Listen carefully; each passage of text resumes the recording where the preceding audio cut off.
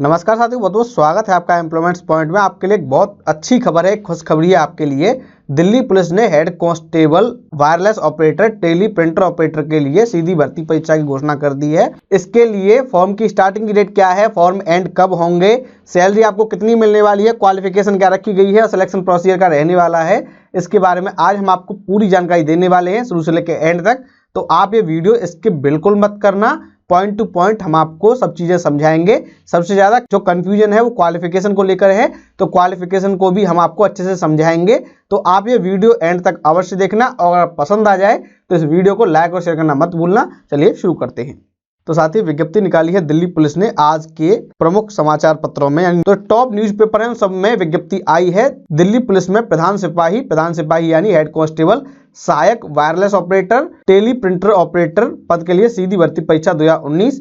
Online form starting की date है 28 दिसंबर। आप नोट कर लेना, 28 दिसंबर से फॉर्म स्टार्ट होने हैं।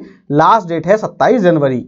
ऑफिशियल वेबसाइट है www.delhipolice.nic.in। आप इस वेबसाइट पे जाके ऑनलाइन फॉर्म भर सकते हैं 28 दिसंबर से। अगर हम बात करें सैलरी आपको कितनी मिलने वाली है, तो सैलरी मिलेगी आपको लेवल 4 में, यानी 25,500 से 81,100 वाले ग्रेड में आपकी स्टार्टिंग सैलरी होगी 25,500 plus DA plus HRA plus TA, और जो भी एप्लीकेबल अलाउंसेज हैं सेंट्रल गवर्नमेंट के वो आपको मिलेंगे, क्योंकि ये जो वैकेंसी है ये केंद्र सरकार के अंतर्गत आती है। दिल्ली पुलिस जो है वो गृह मंत्रालय की पुलिस है, भारत सरकार की, और ये ग्रुप सी की पोस्ट है wireless operator teleprinter operator की। इसमें मेल और फीमेल दोनों कैंडिडेट अप्लाई कर सकते हैं और भारत के किसी भी राज्य के कैंडिडेट अप्लाई कर सकते हैं, लेकिन आपकी जॉब लोकेशन दिल्ली रहेगी, क्योंकि दिल्ली पुलिस जो है वो भारत सरकार के अंतर्गत काम करती है, इसलिए इसमें भारत के किसी भी राज्य के कैंडिडेट अप्लाई कर सकते हैं। अगर हम बात करें वैकेंसी कितनी आई है, तो वैकेंसी टोटल आई है 649, काफी बड़ी वैकेंसी है ये। इसमें मेल की ओपन कैटेगरी की है 392, वहीं जो डिपार्टमेंटल एम्प्लॉय है उनकी है 43।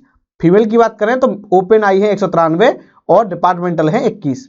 ओपन और डिपार्टमेंटल का आप मतलब समझ लीजिए। ये जो वैकेंसी है 392, इसमें भारत के किसी भी स्टेट के कैंडिडेट अप्लाई कर सकते हैं और रिजर्वेशन सेंट्रल गवर्नमेंट के रूल्स के अकॉर्डिंग दिया जाएगा। जो विभागीय वैकेंसी आई है डिपार्टमेंटल, उसमें जो दिल्ली पुलिस में काम कर रहे हैं लोग वो अप्लाई करेंगे 43 वैकेंसी में। इसी तरह फीमेल की 193 वैकेंसी में आप भारत के किसी भी राज्य के निवासी हो आप अप्लाई कर सकते हैं। डिपार्टमेंटल में डिपार्टमेंट वाले अप्लाई करेंगे। टोटल वैकेंसी है 649 और गवर्नमेंट ऑफ इंडिया के रूल्स के अकॉर्डिंग रिलैक्सेशन रिजर्वेशन दिया जाएगा। और इन वैकेंसी में से 10% एक्स सर्विसमैन के लिए रिजर्व हैं। अब हम देख लेते हैं कि इसके लिए एज लिमिट कितनी रहने वाली है। तो 1 जुलाई 2019 को आपकी एज काउंट की जाएगी। डेट आप ध्यान रखना, 1 जुलाई 2019 को आपकी एज 18 से लेकर 27 साल होनी चाहिए। ओबीसी वालों को 3 साल की छूट दी गई है, उनके लिए एज लिमिट है 30 साल। SC/ST के लिए है 32 साल। विधवा तलाकशुदा महिला या वो महिला जो न्यायिक रूप से अलग हुई हैं और जिन्होंने दोबारा शादी नहीं की है, उनके लिए एज लिमिट है 35 साल। एज पर रूल रिलैक्सेशन उनको भी उनकी कैटेगरी के अकॉर्डिंग दिया जाएगा। जो मेल फीमेल स्पोर्ट पर्सन है जिन्होंने राष्ट्रीय स्तर पर, राज्य या इंटरनेशनल स्तर पर देश का प्रतिनिधित्व किया है, रिप्रेजेंट किया है, जिन्होंने स्टेट को या अपने नेशन को, उनको 32 साल की एज तक फॉर्म भरने की छूट है। बाकी जो रिलैक्सेशन है वो एज पर रूल दिया जाएगा। जो दिल्ली पुलिस के डिपार्टमेंटल एम्प्लॉय हैं, जो डिपार्टमेंट की वैकेंसी आई हुई है 43, उनके लिए मैक्सिमम एज है 40 साल। रिलैक्सेशन एज पर रूल दिया जाएगा उन कैंडिडेट को जो SC/ST OBC वाले हैं।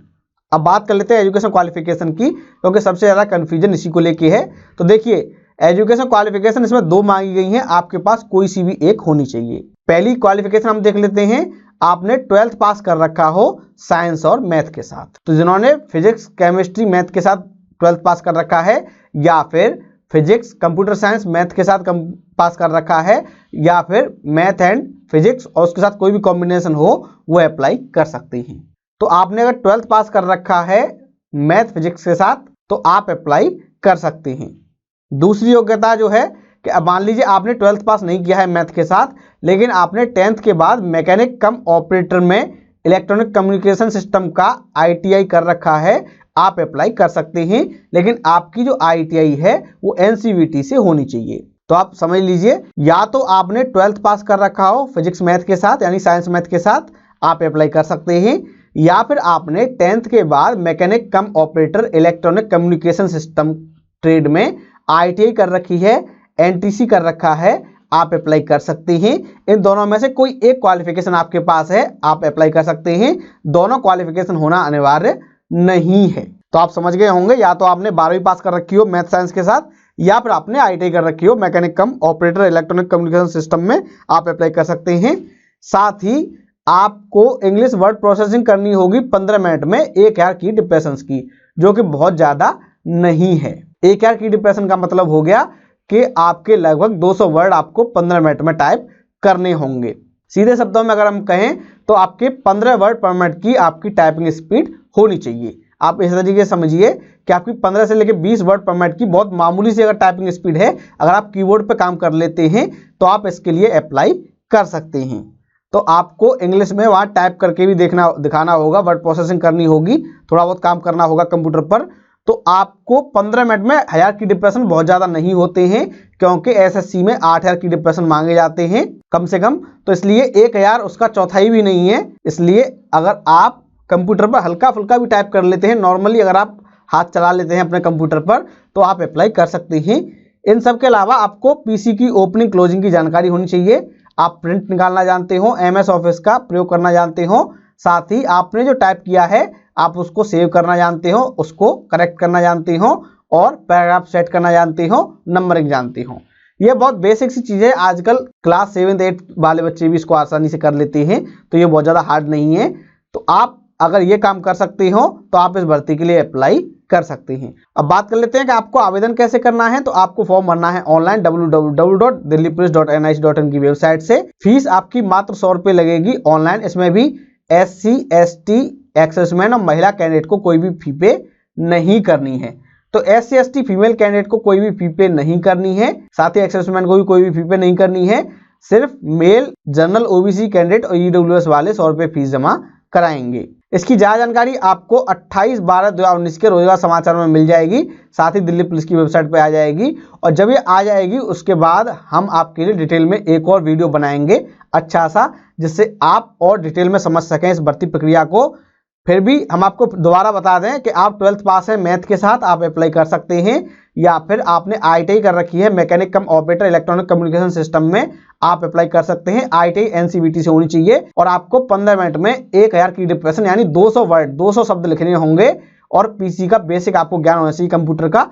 आप इस भर्ती में सिलेक्शन पा सकते हैं। महत्वपूर्ण दिनांक आप फिर सुन लीजिए। ऑनलाइन फॉर्म स्टार्टिंग की डेट है 28 दिसंबर, लास्ट डेट है 27 जनवरी। ऑफिशियल वेबसाइट है www.delhipolice.nic.in। आप यहां से फॉर्म भर सकते हैं 28 दिसंबर से। साथियों, मैं उम्मीद है वीडियो आपको पसंद आया होगा। इस वीडियो को लाइक कीजिए, शेयर कीजिए, और अगर आप नए हैं हमारे चैनल पर तो हमारे चैनल को सब्सक्राइब कर लीजिए, क्योंकि यहाँ मिलती है सही जानकारी को सरल भाषा में। धन्यवाद।